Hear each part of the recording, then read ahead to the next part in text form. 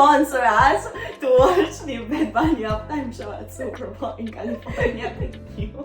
An Indian journalist's body was found in the river 10 days after he went missing. Be the change you want to see in the world. One time I just tried to call it and it chased me. Give me food, give me food. And your takes even stronger.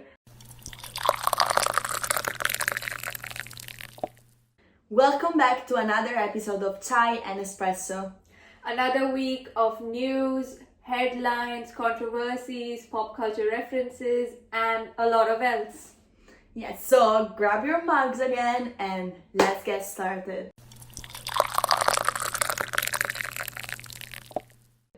Let's start with our top headlines of this week. We actually changed the format a bit. We picked 3 headlines each, so I don't know what are her headlines and she doesn't know mine. So let's see. It's a sort of a surprise party. News game. Okay, let's start. What I picked was death toll rises to 4 after Michigan church shooting and arson attack. I picked this headline because it was an international news about a shooting. There are many shootings happening in America, but I feel like all of them are important and we need to talk about them. You know, I have chosen the same headline, and the more information I have is the suspect, who is Thomas Jacob Sanford. He was shot dead amidst an exchanging gunfire with the police, and the FBI is obviously investigating this attack. There's no clear motive for it yet, but it is claimed as a targeted violence for the attack, and Trump has called this attack as a very horrendous incident. And like you said, the gun violence is increasing in America day by day, and it is important we talk about each and every gun violence because it is not right, and innocent people die. So yeah, and the FBI is still working on it. They're still investigating, so it's an ongoing investigation currently. So next up, India beats Pakistan to win the Asia Cup of 2025, and India beat Pakistan by 5 wickets to retain the cup championship in Dubai. But funny enough, India refused to accept the trophy from the ACC president Mohsin Naqvi, who is also Pakistan's cricket chief. And they had their own celebration without the trophy. They were mimicking on holding the trophy and having their celebration with the victory.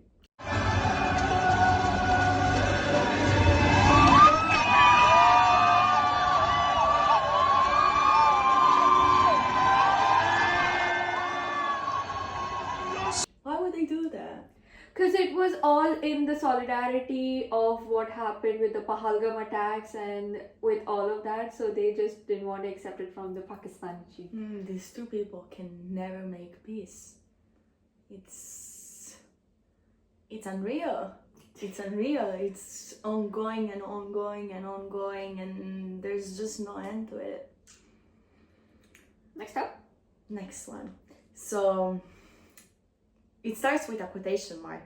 You will never need to work again. Imagine if someone tells you this. I will. What happened? What happened? Criminals offer reporter money to hack the BBC.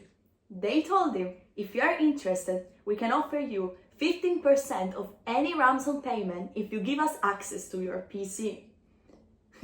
They also added, we aren't sure how much BBC pays you, but what if you took 25% of the final negotiation as we extract 1% of the BBC's total revenue? You wouldn't need to work ever again. He didn't accept that, obviously, and it's an ongoing investigation. But good honesty, right?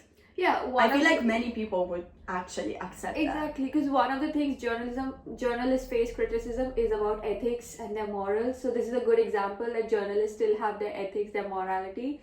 So it's a good take on that. Yes. East London residents are outraged over plans to build a crematorium 100 yards away from home. Residents of Chingford, East London are protesting Waltham Forest Council's approval of a £11 million crematorium at Chingford Mount Cemetery, just 100 yards from homes.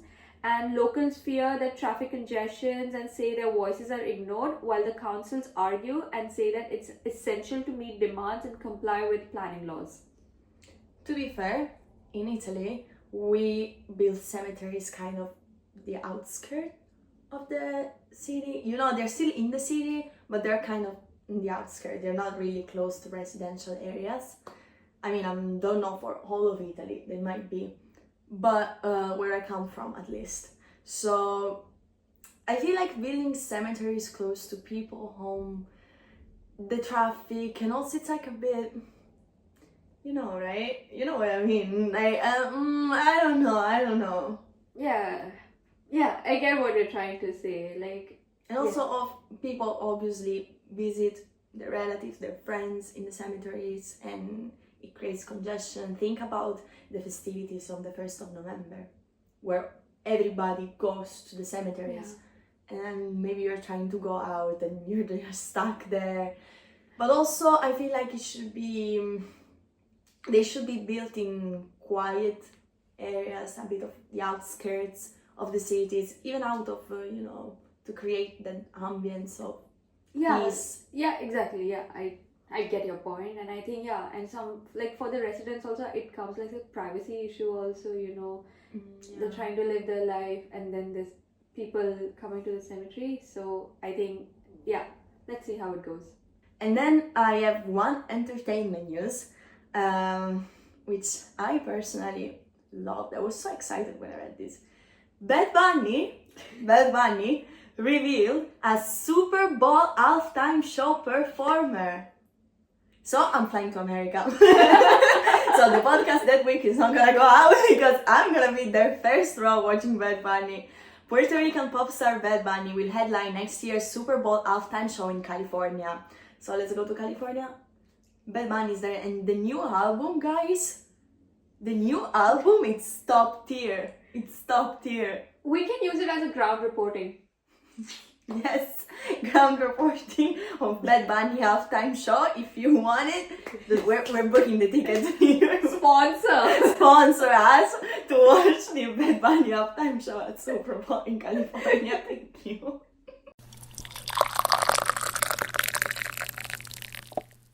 So the deep brew for this week, we're talking about journalists, and an Indian journalist's body was found in the river 10 days after he went missing, and the family suspects it to be a foul play. Indian journalist Rajiv Pratap, who is an independent journalist, met with an accident where his car fell into a river. The police have ruled it out as an accident, but the family's his wife said that earlier he published a story about this school and hospital on his YouTube channel in Uttarakhand. On his YouTube channel is Delhi Uttarakhand Live, and he was feeling anxious about the reports he did about this incident, about this story, and many people were calling him and threatening to kill him if the videos were not taken down. And so that's why the wife is like, I'm pretty sure he did not just fall or meet with an accident, that there is some foul play, there's some third party involved. The police are still carrying on with the investigations. So yes, I would say like 122 journalists and media workers were killed just in 2024. The National Union of Journalists, which is a governing body for journalists, has called 2024 one of the deadliest years for journalists. Like Francesca mentioned, 122 journalists and media workers were killed, including 14 who were women. And this comes from the data of International Federation of Journalists, which is the IFJ's kill list for 2024.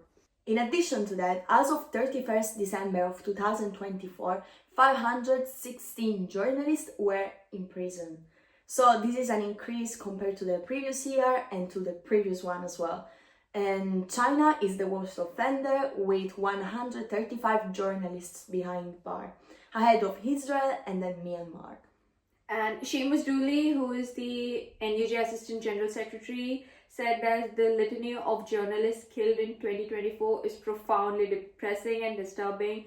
To give you a roundup of the full list of journalists who have died, in according to like continent wise, just a basic rough math, the Middle East and the Arab world had 77, Asia Pacifics had 22, Africa had 10, Americas had 9, and the Europe had 4. So this is just a basic roundup of the journalists killed and dead in 2024.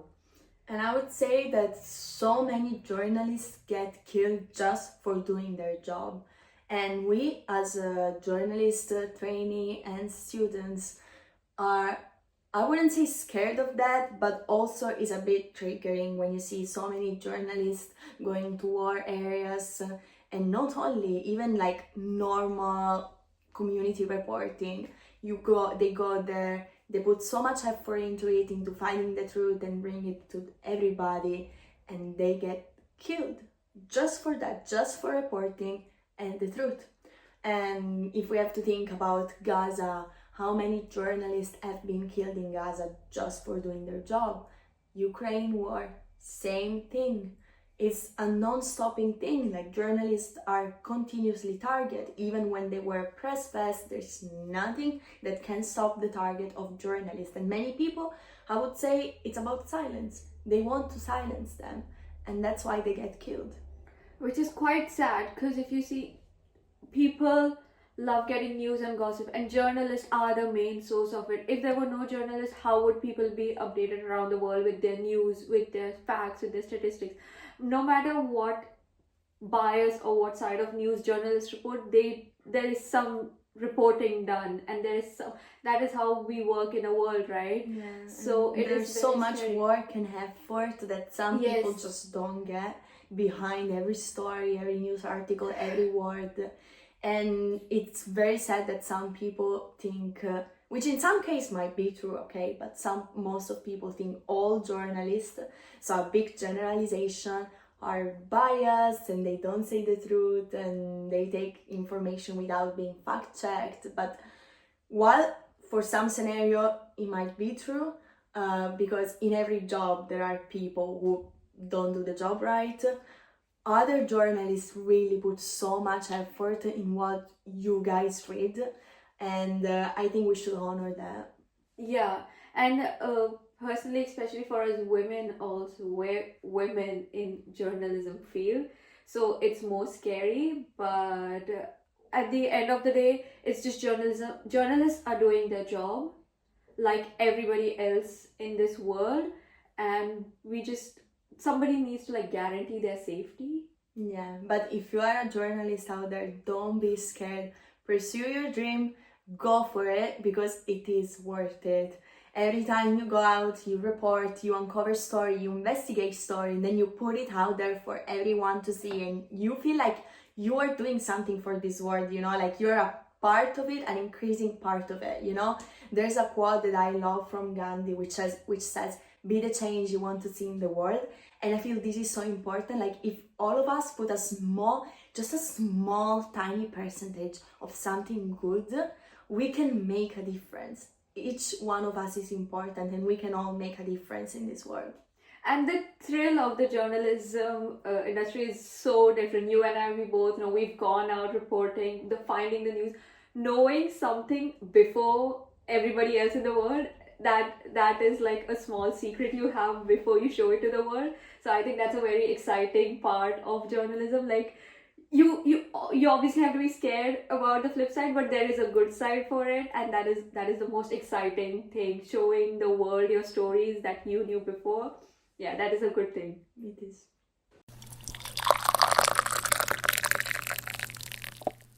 Welcome to section 3 of our podcast, when we are going into the espresso shots. So let's start. We already made again a news kind of game, like the first part. So we picked 3 news each.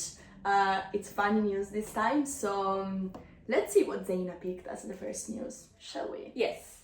Egypt's strongman wrestler pulls a ship using his teeth. So Ashraf Mahruz, he's nicknamed as Kabanga. He reportedly pulled a 700-ton ship using only his teeth in Egypt. And he did that because it was an aim to set a new world record. Like, kudos to him. And then that's not only it. He later pulled 2 ships weighing about 1,150 tons together, and he plans to submit this as a proof to the Guinness World Record. And I had the same news. So great, and I have some more info about that though. He pulled across the water in Egypt's Red Sea resort of Hurghada on Saturday. So, and I will say it in kg just for our European friend, which is 1,043,000 kg. So that's impressive. And with teeth, like, I want to meet his dentist. Yeah, exactly. How did you not mine would fall? I want to know his dental routine. Like, yeah, that's insane. That's insane. Oh well. Okay. So I chose another one, which is an American in UK who visits Asda and spots major differences from Walmart.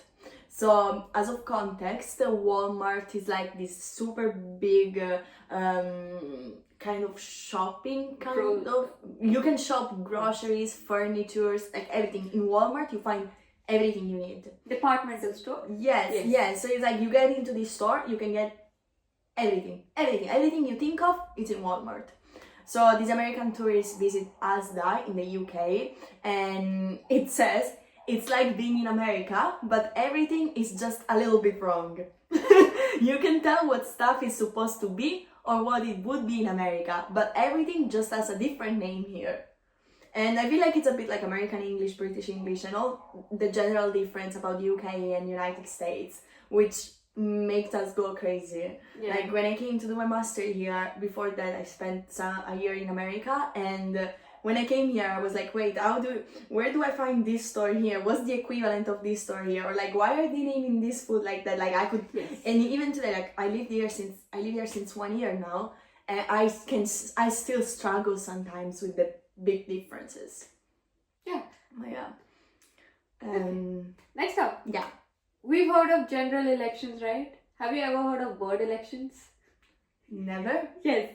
So, a fearless raptor that eats his rivals has won New Zealand's annual bird elections. Let's get into it. The Carrera, which is a New Zealand falcon, has been named Bird of the Year in New Zealand's 2025 competitions. And this year, the polls, there's voting. They saw over 75,000 votes, and with the Carrera securing more than 14,500 of them. And the whole purpose of this contest is to highlight concerns over the declining native bird population and the need to increase conservative efforts for them. So this is the good motive to do this competition thing. It's kind of cute as well. Yes. And then I have a woman quoting a very mean squirrel who was seeking food, has sent at least 2 people to the ER in California City. So this squirrel seemingly came out of nowhere and attacked her leg, clawing and biting. She said, it clamped onto my leg, the tail was flying up here, I was like, get it off me. And so I think it's like, especially in London, like, there's squirrels everywhere. You go to park, there's squirrels, so be careful because they bite, apparently. I think we have they can attack you. I think we have a telepathic connection because that's why that was your okay. So we found a lot of common fun news, but yeah, but the squirrel has attacked at least 5 people, and like you mentioned, sent 2 of them to emergency. And there have been reports of the squirrel biting and scratches, and authorities suspect the behavior of this comes from humans feeding the squirrel. But thankfully, there have been no. Just like, give me food. Yes. But thankfully, there have been no new reports since mid-September, so which is good. Okay. At least the squirrels are calming down. Yeah. No, but squirrels are scary. Like you said, we have a lot of here. And one time, I just try to call it, and it chased me. So why would you do that? It was a cute. Were you trying to be Snow White? It was a cute squirrel. Fair enough. And yeah, I would say that thanks for brewing with us today. We love again that you're here for episode number Yes, Four. four. And We have reached 4 episodes. yes, 4 episode, and then follow us on Instagram and TikTok at Chai Espresso Pod. And like, share, comment your views, comment what you think about journalists being killed, and what kind of protection should be offered to journalists, you know, in order to save them. And yeah, what do you think about aggressive squirrels? Yeah, and see you next week for another brew. And remember, as always, to keep your chai hot, Your espresso strong, and your takes even stronger. Thank Bye. you. Bye-bye.